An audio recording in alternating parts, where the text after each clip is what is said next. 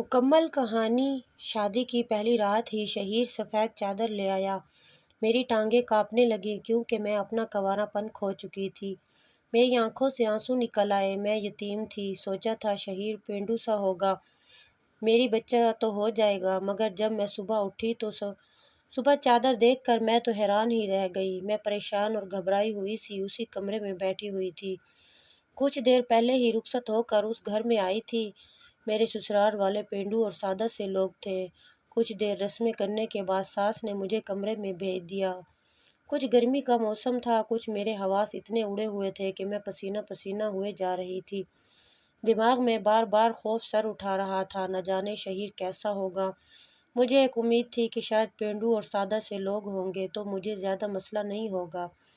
شاید کنواری لڑکیوں کو رخصتی کے بعد ایسی کوئی گھبراہٹ یا پریشانی کا سامنا نہیں کرنا پڑتا، مگر میری حالت اس وقت بہت خراب ہو رہی تھی۔ میں بہت کم عمر لڑکی تھی، دلہن بن کر تو میں مزید حسین لگ رہی تھی۔ مجھے یہ فکر نہیں تھی کہ میں اپنے شوہر کو پسند نہیں آؤں گی، مگر یہ خوف ضرور تھا کہ مجھے پہلی رات پہچان لے گا۔ میں کنواری لڑکی نہیں ہوں، میرے کردار پر داغ لگ جاتا تو ساری عمر میں اسے دھو نہ پاتی۔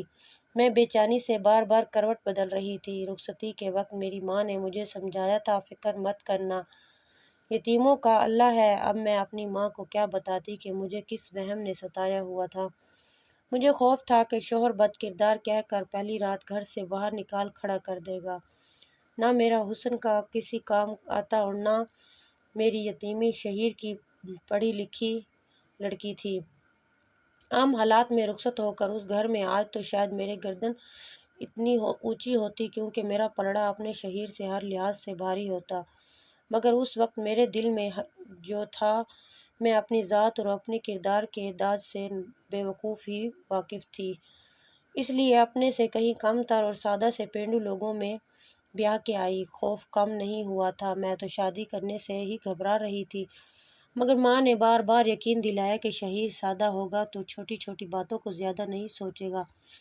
ویسے بھی ایک پینڈو سادہ شہیر ایک حسین خوبص میں بھی اسی امید پر شادی کر کے رخصت ہو کے آئی تھی، مگر ہر چیز سوچ کر میری حالت خراب ہو رہی تھی کہ نہ جانے میرے ساتھ کیا ہونے والا تھا۔ ابھی میں سوچوں میں گم بیٹھی تھی کہ شوہر کمرے میں داخل ہوا۔ میرا سانس بند ہونے لگا۔ میری توقع کے عین مطابق میرا شوہر مجھے دیکھتے ہی دیوانہ ہو گیا، میرے حسن کے قصیدے پڑھنے لگا۔ بولا، مجھے یقین نہیں آتا، میں اتنا خوش نصیب ہوں، مجھے ایسی خوبصورت لڑکی مل گئی۔ مجھ سے کہتا ہے کہ ضرور تم نے اپنی زندگی میں کوئی نیکی کی ہوگی جس کے بدلے میں تمہیں ایسی حسین بیوی مل گئی، ورنہ ہم نے کبھی سوچا بھی نہیں تھا کہ اس گھر میں رشتہ لے کر جائیں گے تو ہمیں قبول کر لیا جائے گا۔ میں نے الجھی ہوئی نگاہوں سے اسے دیکھا تھا۔ میرا شوہر ایک دم سنجیدہ ہو کر مجھ سے کہنے لگا، میں تمہارا بہت خیال رکھوں گا، تمہاری زندگی میں کوئی دکھ نہیں آنے دوں گا۔ میں بہت عام سا بندہ ہوں اور گنے بکار بھی میرے کام آئیں گی کہ مجھے تم جیسی حسین اور پاکیزہ لڑکی مل گئی۔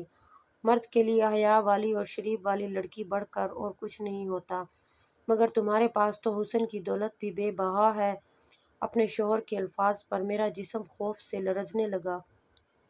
اسے لگ رہا تھا کہ میں با حیا اور پاکیزہ لڑکی ہوں۔ شاید یہی وجہ صبح کے وقت مجھے سب لوگوں میں گھسیٹتے ہوئے گھر سے نکال دینے والا تھا۔ مجھے تو اب احساس ہوا کہ وہ سادہ لوگ چھوٹی چھوٹی باتوں کو زیادہ سر پر سوار نہیں کرتے، مگر میں نے یہ بھی سنا تھا کہ سادہ پینڈو لوگوں کی عزت پر بات آئے تو ہم لوگوں سے کہیں زیادہ بھڑک اٹھتے ہیں۔ ان کا رد عمل بھی ہماری سوچ سے کہیں زیادہ خراب ہو سکتا تھا۔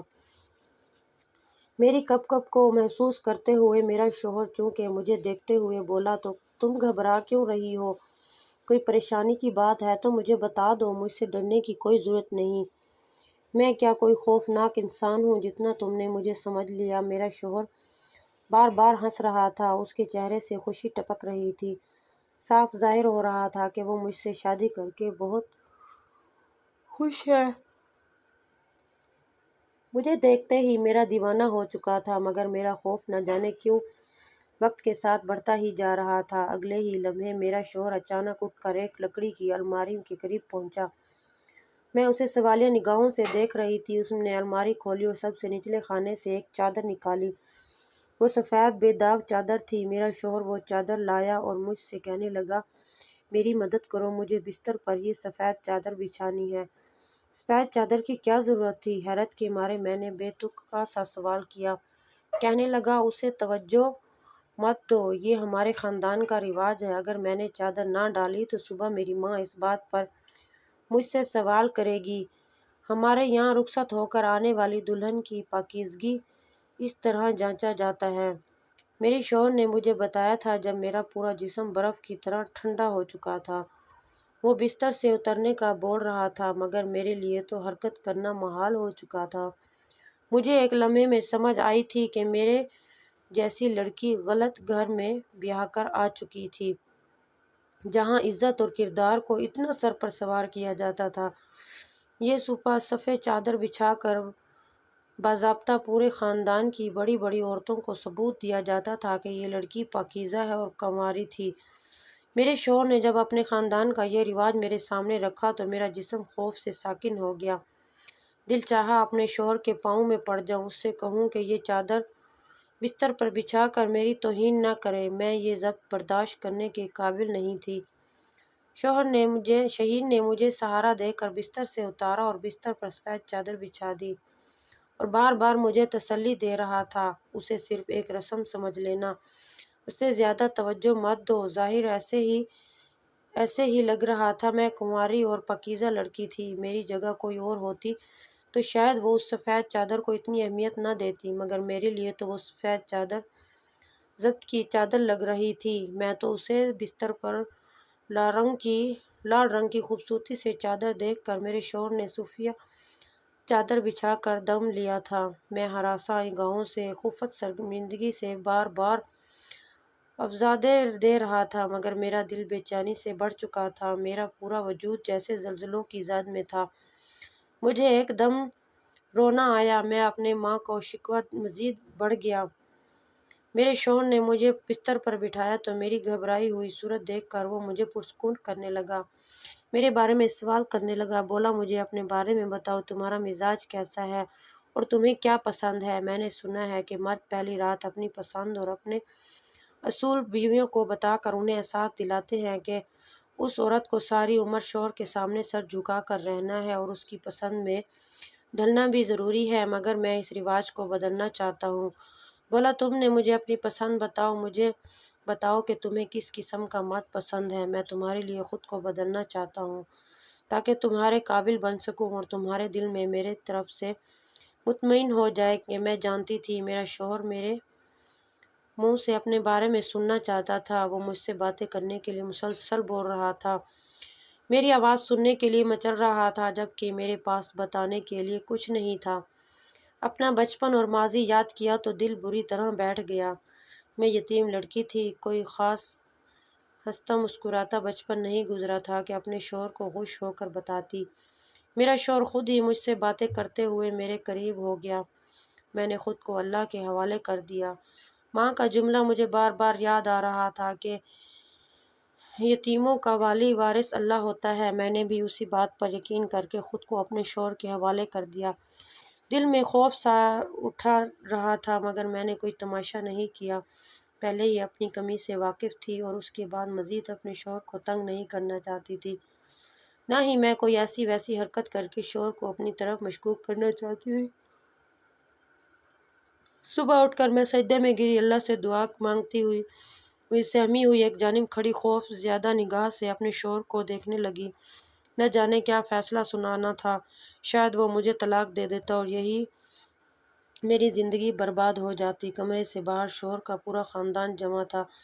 دروازے پر دوبارہ دستک دی جا چکی تھی، جبکہ میں اندر سا بیٹھی شوہر کو دیکھ رہی تھی۔ میری آنکھوں سے آنسو ٹپک پڑے۔ میں اپنے شوہر کی صفائی دینا چاہتی تھی، مگر وہ کچھ پوچھ ہی نہیں رہا تھا۔ میں بغیر سوال کے جواب دے کر مزید شرمندہ نہیں ہونا چاہتی تھی۔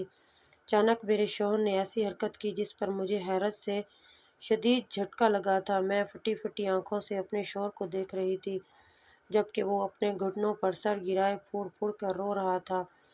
میں یقین نہیں کر پا رہی تھی وہ واقعی دنیا کا کتنا انوکھا مرد تھا۔ بیوی کو گالیاں دینے اور وضاحت مانگنے کی بجائے وہ خود روتا جا رہا تھا۔ میں گھبرا کر اس کے پاس گئی۔ مجھے خوف تھا کہ باہر سب میرے شوہر کے رونے کی آواز سن کر متوجہ نہ ہو جائے، میری اور پوزیشن بھی زیادہ مشکوک ہو جاتی۔ سب حیرت ہوتے کہ یہ لڑکی کیسی ہے، شادی کی پہلی رات صبح ہی سر پکڑے پاگلوں کی طرح روتا جا رہا ہے۔ میں معافی مانگتی ہوں، میں اپنے کردار کے داغ سے واقف تھی۔ پھر جب شادی کر کے تم جیسے شریف مرد کی زندگی میں چلی آئی، میں نے اپنے شہیر کو صفائی دینے کی ناکام کوشش کی تھی، مگر ابھی بھی میں مزید کچھ کہہ ہی رہی تھی کہ میرا شہیر جھٹکے سے اٹھا۔ میں گھبرا گئی اور کہنے لگی، اس چادر کو اٹھا کر کہیں چھپا دو۔ میری ماں کو اس چادر کے بارے میں کوئی پتہ اپنے شوہر کو دیکھ رہی تھی کہ وہ تیزی سے اپنے چہرے کو آنسوں سے صاف کرتے ہوئے بولا، جلدی کرو، میں دروازہ کھولنے والا ہوں۔ اگر میری ماں نے اس بے داغ چادر کو دیکھ لیا تو تمہیں پورے خاندان کے سامنے رسوا کر دے گی۔ اس چادر کو چھپا دو۔ میں اپنی ماں سے کہہ دوں گا کہ میں چادر بچھانا بھول گیا تھا۔ میں بری طرح الجھ گئی۔ میں اپنے دماغ میں وضاحت اور صفائی کے الفاظ جوڑ توڑ کر رہی تھی، مگر شہیر کی بات نے مجھے حیرت زدہ کر دیا تھا۔ آگے بڑھ کر میں نے وہ چادر اٹھا لی اور اسے گول مول کر کے صوفے کے نیچے چھپا دیا۔ میرے شوہر نے دروازہ کھولا تو میری ساس اندر داخل ہوئی اور مجھے پیار کرتے ہوئے سیدھے بستر کی طرف گئی۔ شاید وہ سفید چادر دیکھنا چاہتی تھی، مگر بستر پر وہ چادر موجود نہ پا کر وہ پوری طرح ٹھٹک گئی تھی۔ وہ سوالیہ نگاہ سے بیٹے کو دیکھنے لگی۔ شہیر، چادر کہاں گئی؟ باہر سب بہو کا کردار جانچنے کو بیٹھے ہیں۔ میرے سانس امڑنے لگی تھی کہ میں خوف زدہ اپنے شوہر کو دیکھ رہی تھی، کہیں وہ سچ نہ بول دے۔ مگر وہ کہنے لگا، ماں میں چادر بچھانا ہی بھول گیا، مجھے خیال نہیں آیا۔ کہنے لگا، آپ جا کر سب سے معذرت کر لیں۔ میری ساس اپنے بیٹے کی یہ بات سنتے ہی غصے میں آ گئی، بولی، میں نے تمہیں کل کمرے میں بچھاتے ہوئے بار بار ہدایت کی تھی، پھر تم کیسے اتنی اہم بات بھول گئے؟ تم اچھے سے پتہ ہے کہ ہمارے خاندان کا رواج ہے، اس کے بغیر تو بہت ساری عمر سب کی شکایت نگاہوں کا سامنا کرنا پڑے گا۔ لوگ طرح طرح کے سوال کریں گے، نہ جانے لڑکی پاکیزہ تھی یا نہیں۔ ہمارے خاندان والوں کو تو پہلے ہی ایسی خوبصورت کم عمر لڑکی دیکھ کر یہی خیال آتے رہتے ہیں کہ ہمیں ایسی لڑکی کیسے مل گئی، اور رات سے سب ایک ہی بات کر رہے ہیں۔